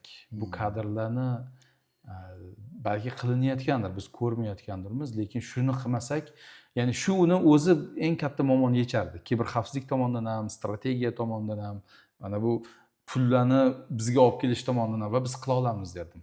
Ya'ni bizni turkiylar bo'lib, o'zbeklar juda tadbirkor xalqmiz. Mana hozir rivojlanish yaxshi ketyapti. Investitsiya qilinsa qila biladi yoshlarimiz. Faqat hozir bizni yoshlarimiz o'sha qisqa muddatdan boya aytdik, foydalanuvchi bo'lishyapti yoki juda bo'lishsa platformalarda ularni API'dan ishlatib qurib qo'yishyapti-da. Endi pul olib kelishda qisqa muddatda yaxshidir, lekin davlatning strategiyasi tomonidan o'zimizning sun'iy intellekt modellarimiz bo'lishi kerak. Ayniqsa uni sud tizimida qiladigan bo'lsak. Unda biz demak haligi yopiq o'shanaqa modellarni yaratish orqali mana prokuratura organlari uchun ham, sud uchun ham, ichki ishlar organlari uchun ham ishini qulaylashtirib beradigan tagidagi hali otxonamiz O'zbekistonda bo'lgan va u himoyalangan alohida o'zlarining kodi bilan har bir organnikini va shunaqa modellar yaratish imkoniyatimiz bo'ladi. Bu mumkinmi? Bu darajada osonmi yoki qanaqa, buni qanchalik qiyinchiliklar? Misol uchun men Qozog'istonda bordim, yaqinda misol uchun Qozog'iston o'zining modelini yaratishdi deb eshitdim va u Qozog'istonda Qozoq LLM TTS'lar yaratishyapti. Yaratishayotgan holati bor va bunaqalar misol uchun mana dunyoda men aytamanki, mana Yevrosoyuzniki bor bitta, Yevropa ittifoqiniki bor. Bu ham Amerikaga ulab qo'ydi, chunki endi o'zlari bir-biridan bekitadigan narsasi yo'qdir balki. Yumshoq aytganda, Amerikaniki bor, misol uchun, Xitoyniki bor, alohida o'ziniki. Va menimcha agar bo'ldi, o'sha mana Rossiya ham qanaqadir yaratishda naqasida bo'ldi. Undan keyin hozir mana Qozog'istonda, mana Argentinada o'ziniki bormi yo'qmi ularni bilmayman, lekin sanoqli davlatlarda bor bu narsa. O'zini modeli, o'zini o'sha haligi tagidagi bazasi bilan Germaniyada borligini bilaman. Mana shu narsalar O'zbekistonda qanchalik imkonli bugungi kunda shunaqa tagidagi haligi OpenAI Source'ga o'xshagan bazalarda shakllanish. O'zbekiston qilish uchun ikkita narsa kerak: sarmoya va kadr. Lekin kadr muhimroq. Chunki sarmoya kiritilyapti-da. Ya'ni keragidan ortiq hamdir balki. Oddiy g'oya startaplarga ham kirib ketyapti sarmoyalar. Lekin kuchli kadr yo'q. Bu bo'lishi ham qiyin. Sababi, masalan, men 12 yil oldin borib sun'iy intellekt laboratoriyasiga kirganimda, Inha universitetida Janubiy Koreya bitta laboratoriya bor sun'iy intellektda. Hozir butun boshli departament, kafedra bor sun'iy intellektda. Savol tug'iladi, u professorlar qayerdan keldi? Asl boshqa sohada bo'lgan professorlar sun'iy intellekt professori deb qo'yib qo'yyapti-da, sun'iy intellekt o'rgatyapti, chunki davr talabi deb turib. Shuni hisobiga birinchidan u professorlar asli sun'iy intellektdagi odam emas edi, ikkinchidan hozir ochildi bu narsalar. Ya'ni bir 10 yilda kuchli kadr chiqadi. Hozirgi kadrlar unaqa emas, yangi boshlagan odamlar-da. Mana shu muammo. Nima qilish kerak desa, o'sha qisqa muddatda kadr tayyorlagan yutadi. Va men aytardim, o'sha ko'p podkastlarda ham gapiramiz, Turkiyada bor-ku o'sha narsa. Ya'ni biz tezda qisqa muddatda nimadir ish qilib olishga ustamizda, ya'ni maqsad qo'yilsa. Mana shunaqa qilib kadr tayyorlash kerak derdim. Va boya aytyapmiz, o'sha Rossiya chiqardi, boshqa chiqardi deyapmiz. Aslida bitta oson yo'li open source modelni olib, uni o'zimizning o'zbek tiliga tuning deyiladi, ozgina yana train qilinadi. Masalan, parametrlari bor, uni update qilsa bo'ladi. Qo'ysa bo'ladi. Lekin bu yerda ikkinchi chuqurroq muammo chiqadi, u xavfsizlik. Prompt injection degan narsa bor. Modelga masalan yozib turib, ba'zida turgan nimalardir olib chiqsa bo'ladi-da. Mana shu xavfli narsa. Endi hali paydo bo'ladi bu narsa. Ya'ni shunaqangi prompt yozasizki, nima deydi, xizmatda servis provayder xohlamagan ma'lumotni o'g'irlab chiqsa bo'ladi-da. Va open source modellarni ishlatishi kamchiligi shu. Yani ularni kamchiligini hamma biladi-ku. Closed source o'zimiz O'zbekiston modeli bo'lsa va bu tashqariga chiqmagan bo'lsa, uni hujum qilib kirish qiyin-da. Lekin biz masalan open source qanaqa modelni olib turib ishlasak, shunaqa ko'payadi-da. Bu modellarni hujum qilish oson. Ya'ni ichkarisida ma'lumot o'g'irlab chiqish. Bu ozgina texnik bo'lib ketdi, balki keyinroq. Yo'q, bu juda muhim narsa. Men aynan shu narsani nima qilmoqchi edim. Balki xudo xolisa bu odamlar uchun ham manfaatli bo'ladi, chunki bu sohaviy aynan shu narsani, misol sud tizimida ham hozir hukumat qarorlari bor. Misol uchun haligi strategiya bor, sudda haligi raqamli sud degan strategiyalar bor. Misol uchun raqamli O'zbekiston bor. Bularning ichida ham sud tizimini sun'iy intellekt bilan qilish bo'yicha islohotlar ketyapti-da. Mana shu islohotlarda haligi amalga oshirilishi jarayonida Bu balkida siz aytayotgan texnik jihatlarni tushunadigan mutaxassislar balkida eshitadigan holatda bu narsa manfaatli bo'lishi mumkin degan ma'noda aytyapman. Chunki bu juda muhim narsa O'zbekiston uchun. Chunki misol uchun hali aytdingiz-ku, bitta odamni o'zini misol поведение, behavior misol uchun o'zbek tilida qanaqa axloqqa o'zini tutishini deylik, misol o'zini xarakteristikasini o'rgandi va buni sun'iy intellektda misol uchun katta big data bilan ishlaydigan, katta data bilan ishlaydigan sun'iy intellekt modellarini o'ziga o'rnatilishi orqali hozir mana kvantoviy kompyuterlarda misol uchun ketdi, bu yog'i уже ancha-muncha nimalarda u katta haligi nimalar bilan ishlay oladi va unda katta ma'lumotlar bazasi bilan va bu misol uchun mani etalon qilib ko'rsatsada misol uchun bitta mani xulqimda shunga o'xshagan xulqdagilarni misol uchun hammasini yig' desa misol uchunda misol Abdullohni xulqiga o'xshagan haligi sun'iy intellektda shakllangan xulqiga o'xshagan misol uchun usulni 38 million aholini ichidan misol uchun olganda misol 10 mingtami 100 mingtami misol uchun odam bor misol uchun 70% to'g'ri keladiganligidan misol uchun va ularni haligi butun aholini haligi umumiy qadriyatini umumiy haligi fikrlashini ertaga misol uchun nimaga moyilligi kuchliroqligini misol uchun tanlash mumkin. Endi shu nuqtai nazardan men nima uchun bu narsani mavzudan chekkaga chiqib aytyapman, yana qaytaman mavzuga. Bu yerda sudda hukm chiqarilgan odamlarni eslasangiz Stalin g'o'r-zakon bo'lgan. Stalin g'o'r-zakon bo'lgan. Nima uchun u haligi hokimiyat tepasiga kelgan? O'sha paytda kim o'sha zonani boshqara olsa, zonani ma'lumotlarini obработка qilib o'sha narsadan kelib chiqqan holatda quvvati bo'lsa, shuni bir boshqara oladigan, ya'ni axborot nuqtai nazaridan va boshqa nuqtai nazardan boshqara olsa, o'sha odamni haligi davlat saqlab qolishi esirdi va kuchli qilishini naqasidan bu kelib chiqib o'sha odamga o'sha imkoniyat yaratib berilgan. Hokimiyat berilgan. Endi sudda hukm qilinganlar ham misol uchun o'sha zonaga boradigan mahbuslar deylik, boshqa bo'lsa, uning ichida ham har xil odamlar bor. Va uni o'sha sud hukmi chiqarilgan odamlarni tahlili. Misol uchun haligi ularni ertaga jinoyat qilish moyilligi, retsidivga moyilligi, bu mana qo'yingki, misol chet eldan o'zimizni chegaramizni yopib qo'yaylik. Mana hozir vizual shaklda haligi O'zbekistonning o'ziga o'taylik tahlilda. O'zbekiston uchun bu nimalar berishi mumkin? Ya'ni davlat haligi islohotida imkoniyatlar berish mumkin. Odamlarni haligi jinoyatini oldini olish, ularga nisbatan qo'llaniladigan jazolarni yaxshi tahlil qilish orqali undan ko'ra samaradorlik jazo turlarini belgilash. Misol uchun sun'iy intellektda o'sha tahlillari orqali deylikda, misol uchun butun bazalar bor bizda. Uni sun'iy intellektga qanaqadir promptlar bilan qo'yyapmiz va ularga aytyapmiz, misol uchun manaqa odamlarni mana shu moddalar bo'yicha misol uchun yoki bitta aynan qaysidir modda yoki toifalar bo'yicha mana shularni haligi aniqlab chiqing. Qanaqa holatda jinoyat sodir qilgan, uni ko'rsatuvlari, nima uchun jinoyat sodir qilganligi, nima uchun o'shani keltirib chiqadigan sabablari, o'shalar bilan ishlashga ko'proq imkoniyat, strategik, ya'ni yondashuv orqali sudlangan odamlarga nisbatan. Va biz qaysidir ma'noda balkim Fozil odamlar shahri degandek, haligi kitobdagidek bir misol uchun qanaqadir ham bir ideal bir narsa qurilishi uchun bir xizmat qilishi mumkindir bu. Ilm bor bunga o'xshash narsa. Ilm fanida ikkita narsa bor. Precision medicine bor. Ya'ni masalan paracetamol hammaga dorida. Lekin ba'zi dorilar masalan shamollashda foyda bermaydi bizga. Kimgadir beradi, kimgadir bermaydi. Precision medicine degani o'sha DNA'sidan kelib chiqib turib, o'sha odamga aynan moslangan dori. Bu birinchisi. Ikkinchi ilm sohasi prevention over cure degan narsa bor. Ya'ni davolagandan ko'ra oldini olgan arzon va yaxshi. Ibn Sino shunaqa deganda kasallikni ham. Mana shu ikkitasini haqiqatda huquq sohasiga olib kelsa bo'ladi. Ya'ni siz aytgandek, kimgadir koloniyaga qamab qo'yish foyda bermayotgandirda, unga katta jarima qo'llash yaxshidir. Kimgadir jarima xatodirda, uni qamab qo'yish kerakdir. Kimgadir xizmat qildirish kerakdir, bormadi mana shu hojatxona tozalaysan deb turib.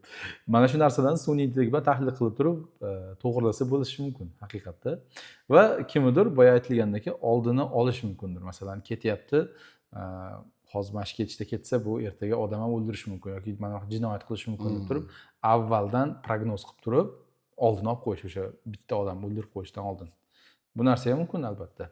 Lekin o'ta ehtiyot bo'lish kerak, hassos mavzu, chunki sun'iy intellekt modelida xatolari bor-da, ya'ni xatoni kamaytirishimiz kerak-da. Kuchli kadr muhimda bu yerda ham. Yana o'sha kadrga qaytyapmiz. Qayta. Lekin potensial yuqori, haqiqatda qiladigan bo'lsa, siz aytgandek fozil odamlar shahar qilib yuborsa bo'ladi. Shu endi agar misol uchun fantaziya bilan yondashsak, mana misol uchun qanaqadir ideallarimiz miyamizdagi bo'lgan narsalarni ro'yobga chiqishiga ishonadigan bo'lsak, demakki balki bo'lishi mumkinmikan degan fikr kelib qolinyapti. Sababi misol uchun chet elda shunaqa jazo turlari bor-da, mana misol uchun bir hafta yoki bir oy davomida men oldiga katta plakat beriladi odamga. Katta plakatni ko'tarib yuradi, misol uchun. Men mana shunaqa haligi juda ham sharmandalik holatda qanaqadir bir o'g'irlikmi yo biron narsani sodir qildim. Misol uchun. Men o'ylardimki, mana misol uchun anaqa sifatda endi misol uchun mahallada juda ham haligi sharm hayo, misol uchun qo'shnilar nima deydi degan narsalarimiz bor-da, odatlarimizda misol uchun-da. Hali kerak emas odatlarimiz ham shu orqali shakllangan narsalarimiz ham bor. Odamlar nima deb o'ylaydi degan narsalarimiz bor-da. Ko'proq hali o'zimizga yopishib qolgan haligi mentalitetimizda, lekin salbiy jihatdan ko'proq zarar berishi mumkin bo'lgan narsalarimiz bor. Ya'ni ba'zida shu jamiyatdan qolishmasligimiz uchun deb, misol uchun ko'pchilik odamlarda moliyaviy tomondan ham boshqa degandek o'shanaqa haligi sivilizatsiyamizdagi qanaqadir mentaliy tomonimizda masalalar bor. Shundan foydalansak, naborot foydalansak, misol uchun o'sha zararga emas, foydaga ishlasak. Foydaga ishlatsak, o'sha tomonni foydaga ishlatsak, hali odamlar nima deydi degan nimamizni ishlatsakda, misol uchun o'sha odamni uyiga, misol uchun deylik, uyiga hali katta qilib yozib qo'ysak, mana shu odam mana shunaqa sharmandali bir jinoyat sodir qilganligi to'g'risidagi ma'lumotni yozib qo'ysak. Mana misol, o'shanga shu ta'sirliroq, misol uchun deylik, hali qamoqdan o'tirgani ma'qulroq degan haligi unga alternativ jazo sifatida. Mana chet elda o'sha narsani ko'tarib, mana odamlar gavjum joyda men mana shu narsani qildim degan jazo bor. Misol uchun qaysi davlatligini bilmayman, men endi u narsani ko'rganman. Communal service nimadir deydi Amerikada shu. Amerikada bu qaysidir shtatida bo'lishi kerak bu narsa. Shunaqa ko'rsatiladi, misol uchun. Mana shu jinoyat sodir qilib qo'ydimman deb yuradi, misol uchun. Bu haligi nomus ba'zida o'limdan haligi nimada og'irroq narsada. O'shanaqa narsalarda misol uchun tatbiq qilishlik u samaradorligi ko'proqmi balki jamiyat uchun degan tahlillarga sun'iy intellekt o'sha jazoni tahlil qilish orqali boshqasini. Misol uchun men bevosita ishlayman haligi nimalar bilan. Yaqinda ham misol uchun bir o'sha bilan gaplashganimizda ba'zi bir odamlar shunaqa jinoyatchilar borki, bular ma'naviy darajada shunaqa darajada tubanlikka tushganki, bular agar tashqariga chiqsa, jamiyat bilan adaptatsiya qilib ketish imkoniyati yo'q deb hisoblaydi. Ya'ni to'g'ri jamiyat bilan, mana yashayotgan jamiyat bilan, misol nisbiy ma'noda, ya'ni turmaga nisbatan nisbiy ma'noda aytilyapti. Shu jamiyat bilan birga, misol uchun kommunikatsiya qilib, aloqa bog'lab, o'sha jamiyat a'zosi sifatida birib ketishi, moslashib ketish imkoniyatim yo'q deb hisoblaydi-da. Chiqqandan keyin 1-2 oydan keyin kimnidir o'ldiradi yoki kimnidir jinoyat sodir qiladi, o'g'irlik qiladi, yana o'zini jamiyatiga kirib oladi. Tekinxo'rlikda hayotini davom ettiradi. Ya'niki o'sha yerda ovqat beradi unga, yotoq joyi bor unga. Uni bola chaqasi ham borlari ham bor ekanda unaqalardanchi. Unga mas'uliyati shu darajada, mas'uliyat yo'q. Bola chaqasiga ham mas'uliyat yo'q. U yana qaytib kirish kerak tezroq bu yoqqa.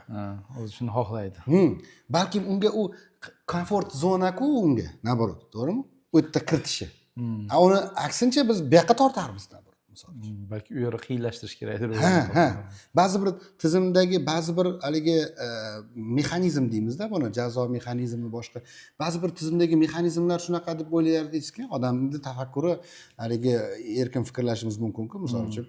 Haligi odam ba'zi bir mexanizmlar shunaqangi ustoy mexanizmlar borki, bular 30-40 yildan beri shu mexanizm to'g'ri deb kelinganda, chunki haligi ota bobomiz o'sha narsani qilgan, biz ham qilishimiz kerak degan qadriyatlar bo'ladi-ku, aslida u to'g'ri bo'lib kelib chiqsa ham yoki bugungi kunda foyda bermayotganmiz.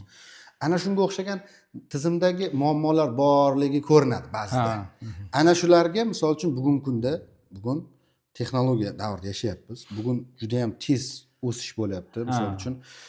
Va lekin haligi именно shu jinoyatchilik tizimida, jinoyat huquqiy tizimidagi haligi jazoni ijro etishga bog'liq bo'lgan holatlarda shunaqa muammolar bor. Xullas, buni tezlashtirish kerak va bularni qayta isloh qilish talab qilinadi va bunga aynan shu sun'iy intellekt qanaqadir tahlillar orqali yordam beradimi?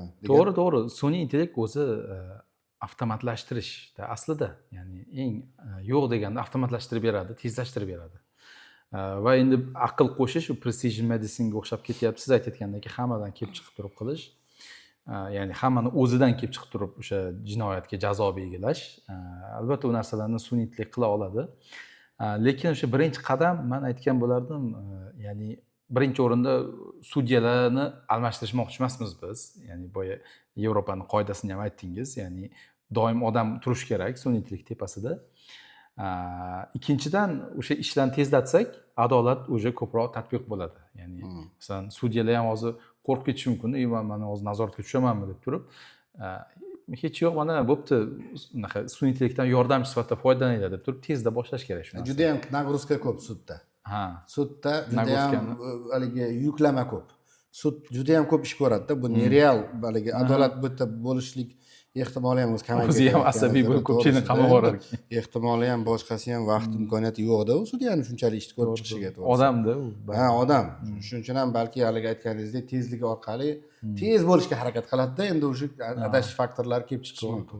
Keyin yana bitta narsa bor-da, uzr gapingizni olib qo'ydim. Mana shu joyda omillardan bittasi yana bir sud mana chekka tumanlarda mana o'zimiz ham masalan uchun men organda ishlaganman-da, prokuraturada. Men ko'proq o'zimni tez o'rganishimga sabab bo'lgan narsa, men shaharda ishladim. U yerda 25 ta xodim bor edi. Hammasidan olib o'rganardim men boshlagan paytimda-da, endi tizimga kirganimda. Ba'zi bir tumanlarda sudda, endi men sudda ishlamaganman. Sudda umuman bitta ikkita xodim bor. Sudya bo'lib boradi-da, tumanga. O'sha yerda o'zi bitta o'tiradi, bo'ldi. Boshqa anaqasi yo'q. Imkoniyati yo'q-da uni o'rganishga, birovdan ham o'rganishga, mana tahlil qilishga imkoniyati yo'q. Haliga aytgandek nagruzka tushdi, boshiga ish qilish kerak yoki 2 ta, 3 ta yoki 4 ta sudya bo'lishi mumkin-da, misol uchun. Tabiiy, nima? Biz bunga misol sun'iy intellekt orqali agar butun O'zbekistonning bazasiga agar unga imkoniyat ochib beradigan bo'lsak, u o'sha keysni ko'rayotgan paytda deylik, oddiy, mana ayblov xulosa keldi. Hozir mana vakilda misol uchun shu narsa ishlayapti. Ayblov xulosani tashlayapmiz, tahlil qil deyapmiz. Bu ikki so'z, tahlil qil deyapmiz. U tahlil qilyapti. Biz yozgan prompt, sistem prompt asosida huquqiy tomondan, ya'ni sistem promptga muvofiq huquqiy to'g'ri tahlil olib boryapti-da, himoyaga. Ya'ni himoyaviy nuqtai nazardan yondashyapti ishga va buni haligi qaysi shaxsni ko'rsatgan bo'lsangiz, o'sha odamni oqlovga yoki uning holatini yengillashtirishga bilan bog'liq bo'lgan yoki moddani qayta malakalashga oid bo'lgan strategiya yasab beryapti xullas. Zo'r. Misol uchun ayni advokat qilish kerak bo'lgan, birinchi qilish kerak bo'lgan ishni shu vakil AIda qilib beryapti, ikkita so'zda promptda. To'g'rimi? Zo'r. Zo'rda misol uchun keysda anaqasi. Endi shuni sudda misol uchun sudda bazasi. Hali ham bizda sud to'liq bazasi yo'q. Sudda to'liq bazasi bor. Endi biz misol deylikki, ana shu modelni biz sudga kiritdik. Haligi vakil AIda modelini prompt bilan asosda RAG modeli bilan kiritdik misol uchun. Va kiritganimizdan keyin menimcha tushuntirib berganingiz ham yaxshi bo'lardi. Men hozir sizga nima qilsam, RAG modeldagi o'sha narsani tagini texnik tomondan buni kiritganimizdan keyin sudda qarorlar bazasiga muvofiq ayblov xulosa bilan delo keldi sudyaga va uni tergovdan ayblov xulosa tabiiy hujjati bor tagida.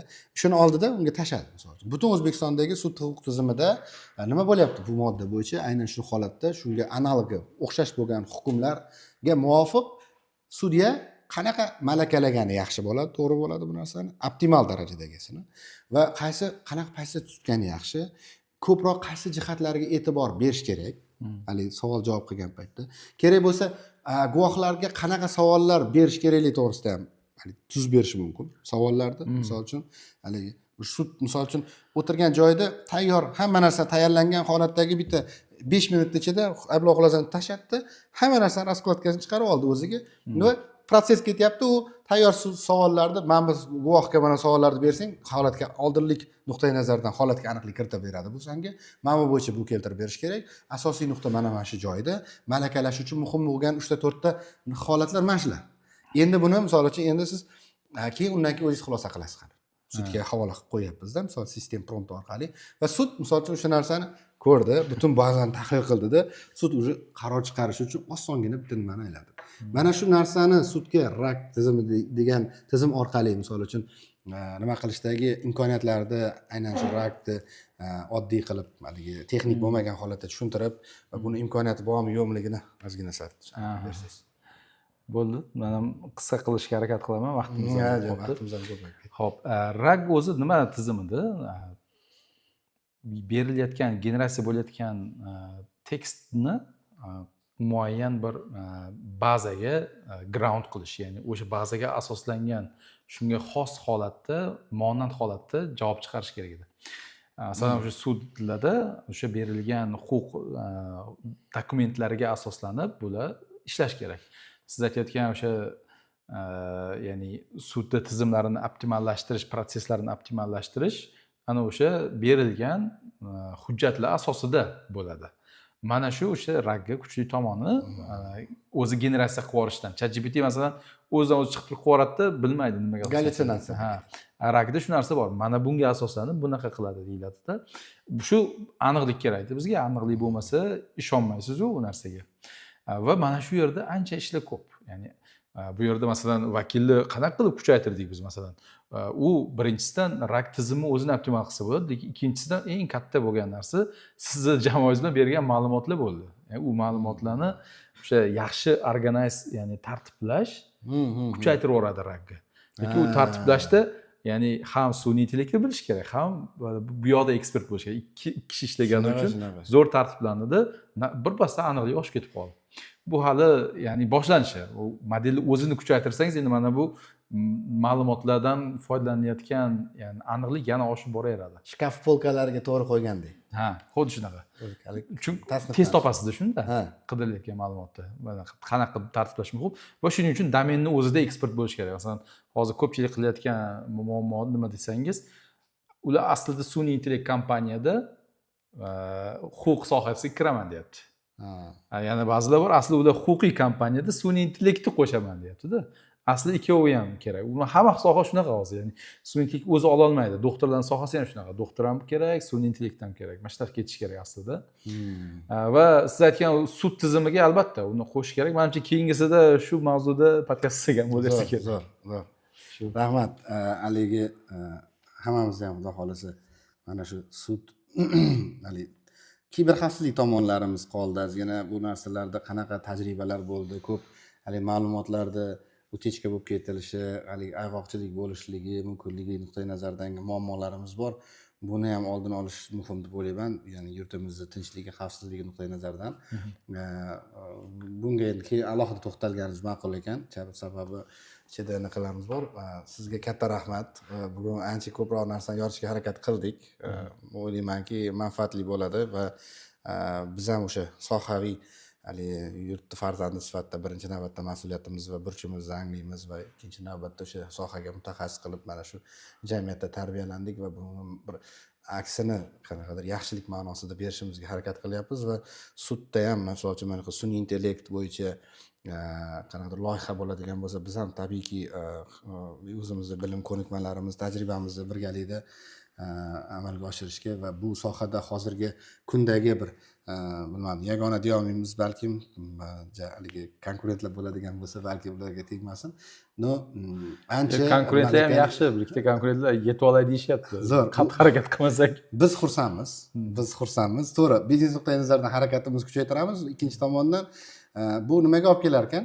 Birinchidan xalqni o'sha sun'iy intellekt bilan ishlash madaniyatini oshishiga va tabiiyki bizni ham ko'rsatkichlarimiz bu orqali ko'payyapti. Va bu taqqoslanyapti. Sifat birinchi o'ringa chiqyapti-da endi. O'sha sifat bizda haqiqatda haligi aytgan modelga asoslanganimiz sabab kuchli bo'lgani uchun ancha nimaga o'tyapmiz. Ikkinchi tomondan bizda ma'lumotlar bazasi kuchli hozirgi kunda va biz ana shu huquq sohasiga sun'iy intellekt bilan kirgan kompaniya o'laroq hozir endi sudga ham qanaqadir agar kiriladigan bo'lsa, bunga ham biz hissa qo'shishga men o'ylaymanki, hamkorlikda tayyormiz deb o'ylayman. Va bunga ko'nikmalarni oshirib boryapmiz. Malaka ko'nikma to'plab boryapmiz vakil orqali. Rahmat Abdulla aka, xursand bo'ldik. Xursandman. Sog' bo'ling. Keyingi podkastda ko'rishguncha deymiz kuzatuvchilarimizga. Rahmat. Salomat bo'ling.